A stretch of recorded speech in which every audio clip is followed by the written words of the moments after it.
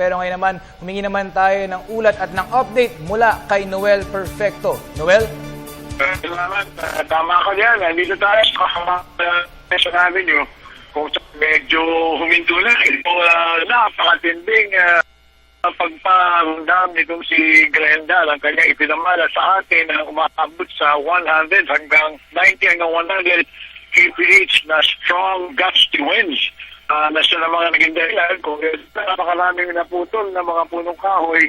Hindi lamang dito sa Quezon Am, pati kami din ay nagtungo sa Maynila at nakita natin yung damage sa mga puno at siyempre sa iba pa mga informal settlers kung saan pati mga buong nagliparan. But then, yung mga authorities naman ng MMDA were there, hindi lang MMDA, pati public works ay nandun din at tumulong sa paglilinis sa mga nasabing mga lansangan, no?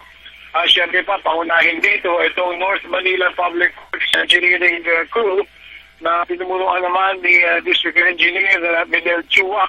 At ito, kita natin yung kanilang pagsasayo na ginagawa, pati na rin yung pagbabaha dito sa may panulukan ng Espanya. At saka, dyan lang sa Manila, kabahan na railroad crossing na regular. Tuwing muulan, ay talaga naman umaabot ang tuhod ay nasa may tubig baha.